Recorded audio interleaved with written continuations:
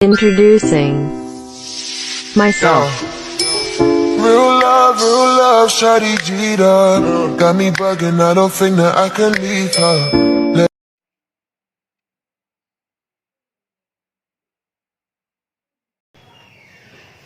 Assalamualaikum warahmatullahi wabarakatuh. Waalaikumsalam warahmatullahi wabarakatuh. Alhamdulillahirobbilalamin. Wabihi nasta'in wa ala umuri dunya wad-din wa ala alihi wa sahbihi ajmain amma ba'du. Pertama-tama marilah kita panjatkan puji dan syukur hadirat Allah Subhanahu wa taala yang mana atas rahmat dan hidayahnya kita dapat berkumpul dalam acara ini. Sebelumnya perkenalkan, saya Poppy Cynthia. Saya adalah salah satu mahasiswa dari Stikes Muhammadiyah Ciamis. Di sini saya akan melakukan penyuluhan mengenai penyakit gastritis. Baik, di sini apakah ada yang tahu apa itu gastritis? Sudah ada. Untuk pengertiannya, menurut Hadi dan Huda Amin tahun 2015, gastritis merupakan suatu peradangan atau perdarahan mukosa lambung yang bersifat akut, kronik, dan difusi. Dua jenis gastritis yang sering terjadi adalah gastritis akut dan kronik. Sedangkan menurut Sukiman tahun 2011, gastritis merupakan peradangan yang mengenai mukosa lambung. Peradangan ini dapat menyebabkan pembengkakan lambung sampai pelepasan epitel mukosa superfisial yang menyebabkan menjadi penyebab terpenting dalam gangguan saluran pencernaan. Pelepasan epitel dapat merangsang timbulnya inflamasi pada lambung. Kemudian ada penyebabnya. Ada yang tahu penyebabnya apa? Penyebab gastritis bisa bermacam-macam. Pada kondisi normal, dinding lambung memiliki lapisan mukosa yang akan melindungi lambung dari iritasi lambung serta enzim pencernaan. Ketika lapisan ini mengalami kerusakan, inflamasi atau peradangan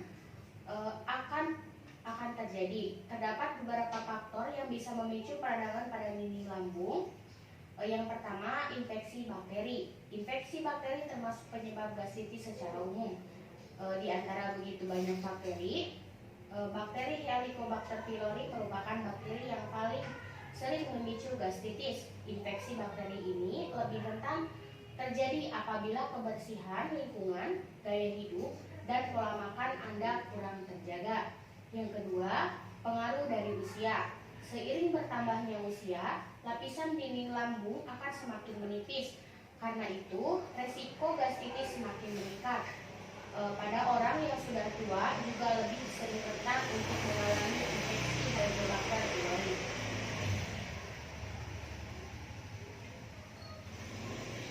Yang ketiga, obat-obatan pereda nyeri. Pemakaian obat pereda nyeri sering terlalu sering atau dengan dosis berlebih bisa menjadi salah satu faktor risiko gastritis, khususnya golongan obat antiinflamasi non steroid seperti aspirin, ibuprofen, naproxen. Pasalnya, obat-obatan tersebut mengandung senyawa tertentu yang dapat mengikis lapisan dinding lambung. Yang ketiga, ada stres. Menurut suatu penelitian, stres akibat cedera fisik tertentu juga dapat memicu gastritis. Contohnya, orang yang baru saja mengalami kecelakaan lalu lintas atau mengalami operasi besar. Yang keempat, mengonsumsi alkohol berlebih. Alkohol akan merusak lapisan lambung jika dikonsumsi dalam jumlah besar atau terus-menerus. Istilah yang akan mengakibatkan resiko seseorang untuk mengalami peradangan dinding lambung alias gastritis. Yang kelima, penyakit autoimun. Pada penyakit autoimun, sistem kekebalan tubuh akan keliru dan menyerang sel-sel yang sebenarnya sehat. Dalam hal ini, sistem imun menyerang dinding lambung dan memicu gastritis.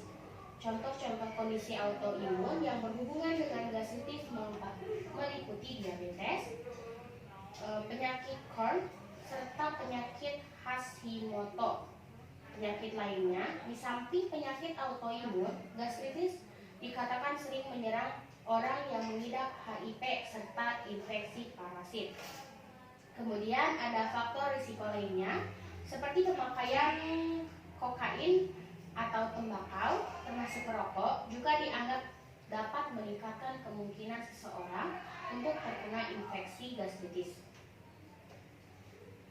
Gastritis sering terjadi pada dinding lambung dan mengalami peradangan. Penyebab lainnya bermacam-macam, tergantung pada jenis gastritis itu sendiri. Gastritis dibagi menjadi dua. Yang pertama, gastritis akut. Gastritis akut terjadi ketika dinding lambung rusak dan melemah secara tiba-tiba. Akibatnya, lambung bisa terpapar cairan asam lambung dan mengalami iritasi. Seseorang dapat terserang gastritis akut bila yang pertama, menggunakan obat-obatan tertentu seperti obat antiinflamasi non steroid. Kemudian, mengonsumsi minuman beralkohol secara berlebihan. Yang kedua, menderita penyakit tertentu seperti flu empedu, gagal ginjal, infeksi virus, atau infeksi Helicobacter pylori. Mengalami stres yang berat, penderita autoimun yang menyebabkan sistem kekebalan tubuh menyerang dinding lambung, menelan zat-zat yang bersifat korosif dan dapat merusak dinding lambung seperti racun, mengalami infeksi samping akibat prosedur operasi, menggunakan alat bantu pernapasan, menggunakan nafza terutama kokain. Yang kedua ada gastritis kronik. Gastritis kronis terjadi akibat peradangan dinding lambung yang terjadi dalam waktu lama dan tidak diobati. Gastritis kronis dapat berdampak pada sebagian atau semua bagian mukus pelindung lambung.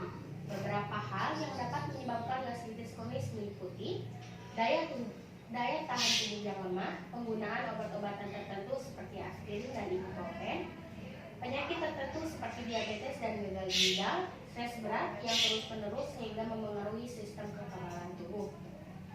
Untuk penata laksanaan gastritis, apakah kalian tahu? Tidak.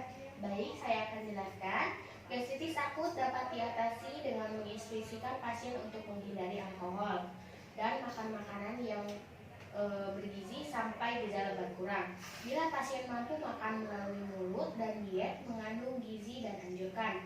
Bila gejala menetap, cairan perlu diberikan secara parenteral. Bila perdarahan terjadi, maka penata laksanaan adalah serupa dengan prosedur yang dilakukan untuk hemoragik saluran gastrointestinal atas. Bila gastritis diakibatkan oleh pencernaan makanan yang asam atau alkali, pengobatan terdiri pencernaan dan penata laksanaan agen penyebab. Yang pertama, untuk menetralisirkan asam digunakan antasida umum, contohnya aluminium hidroksida. Untuk menetralkan alkali digunakan jus lemon encer atau cuka encer. Yang kedua, bila korosi luas atau berat, liagno dan lifase hindari karena berbahaya perforasi.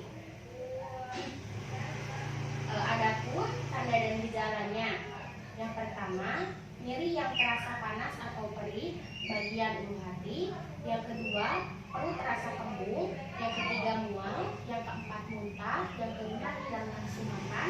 Yang keenam, cegukan. Yang ketujuh, cepat kenyang saat makan. Yang ke-8, berat badan menurun secara tiba-tiba. Yang ke-9, gangguan pencernaan. Yang ke-10, gangguan buang air besar. Yang ke-11, muntah darah. Adapun cara pencegahannya yang dapat kalian lakukan seperti makan makanan dalam porsi kecil tapi sering, alih-alih 3 kali makan besar. Cobalah membiasakan makan dalam porsi kecil tetapi sering, misalnya 6 kali makan porsi kecil dalam sehari. Cara ini bertujuan untuk membuat perut dan mengurangi tekanan pada lambung. Kemudian, perhatikan dalam memilih makanan. Beberapa makanan dapat membantu mengelola gastritis dan mengurangi gejalanya. Meskipun pada makanan umumnya tidak menyebabkan gastritis, beberapa makanan dapat memperburuk gejalanya seperti makanan yang digoreng, pedas, dan sangat asam.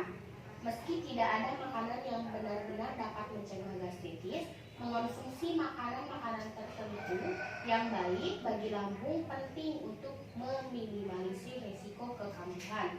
Beberapa makanan yang direkomendasikan adalah makanan-makanan yang berserat tinggi seperti biji-bijian, buah-buahan, sayur-sayuran, dan kacang-kacangan.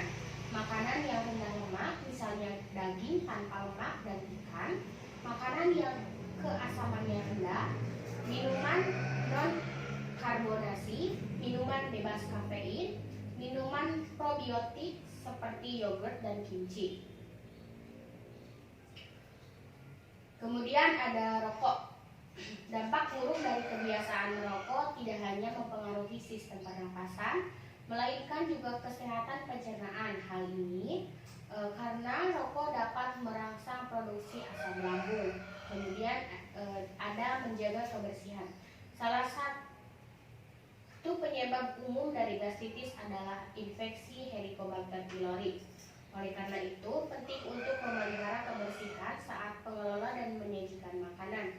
Selain itu, kamu perlu menjaga kebersihan pribadi seperti mencuci tangan sebelum makan dan setelah dari toilet. Untuk yang terakhir adalah kelola stres dengan baik. Tingkat stres yang tinggi dapat menjadi salah satu faktor risiko naik. Untuk mengelolanya, kamu bisa coba dengan teknik relaksasi seperti meditasi, yoga, kontrol pernapasan, dan akupuntur.